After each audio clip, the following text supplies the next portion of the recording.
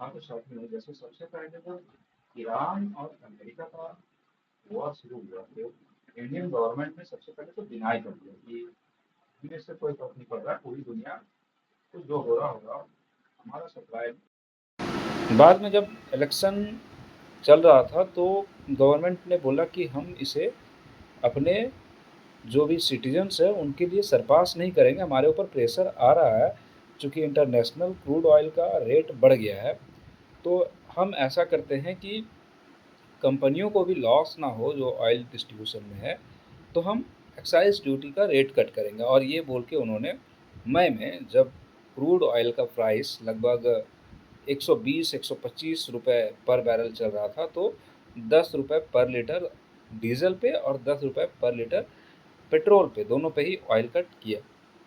बहुत अच्छा, हमें इससे खुशी है कि ऐसा गवर्नमेंट ने किया कि वो अपने सिटीजन्स के बारे में सोच रही है, वो इन्फ्लेशन कंट्रोल करना चाहती है। लेकिन जैसे ही इलेक्शन खत्म हुआ, न जाने वो रेट कट क्यों गवर्नमेंट नहीं कंट्रोल कर पाई, और अल्टीमेटली उन्होंने ये रेट कट के बावजूद भी जो रेट बढ़ा हुआ था बैरल पर बैरल ऑयल का, उसे अपने सिटीजन्स को पास कर दिया। और अल्टीमेटली डीज़ल और पेट्रोल दोनों के ही लगभग 10 रुपए, कहीं 8 रुपए ऐसे करके रेट बढ़ गया। अब यहाँ तक बात को समझा जा सकता है कि चलो ठीक है, आपने पास कर दिया।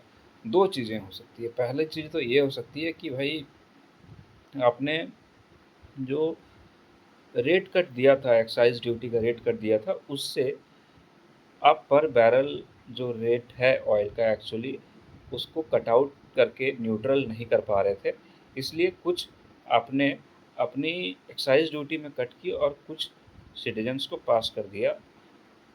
पॉजिटिवली सोचे तो काफ़ी कर सकते हैं। नेगेटिव एस्पेक्ट ये भी है कि आपने जब सिटीजन्स को पास कर ही दिया, तो आपने जो एक्साइज़ ड्यूटी लगाया उसका जो रेट कट किया और अल्टीमेटली गवर्नमेंट रेवेन्यू को जो लॉस करवाया, वो 10 रुपए का प्रॉफिट जो डिस्ट्रीब्यूशन कंपनी को दिया, वो क्यों दिया?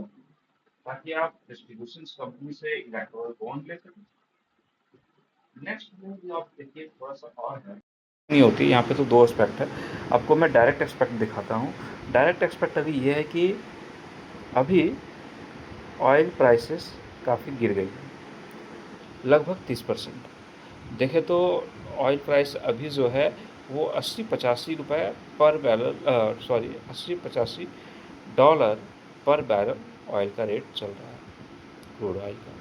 लेकिन इसके बावजूद भी न तो गवर्नमेंट में ने जो एक्साइज़ ड्यूटी का रेट कट लगाया था वो रेट कट को हटाया है, न ही जो हमारे सिटीजन्स को सरपास किया गया था वो रेट बढ़ा के 8 रुपए 10 रुपए डीज़ल और पेट्रोल पे, उस पे कोई आपका नोटिफिकेशंस आया है, कोई गैजेट आया है कि इसका कोई रेट घटना है, कुछ बढ़ना है। तो सोचने वाली बात यहाँ पे ये है कि जो पर बैरल लगभग 30 से 35 रुपए रेट घट गए, वो आपने 10 रुपए जो रेट कट लगाया वो प्लस 10 रुपए जो रेट बढ़ाया वो, ये पूरा का पूरा मार्जिन आखिर जा कहाँ रहा है? आपने बेसिकली ये पूरा का पूरा मार्जिन जो है किसी ऑयल कंपनी को दे रखा है, किसी डिस्ट्रीब्यूशन कंपनी को दे रखा है, तो आपका उसमें क्या इंटरेस्ट है? आप ऐसे तो ना दे रहे होंगे। अब सोचने वाली बात यहाँ ये है कि हर बार जो रूलिंग या सिटिंग गवर्नमेंट होती है, उसी की इलेक्टोरल बॉन्ड में सबसे ज़्यादा डोनेशन क्यों होता है?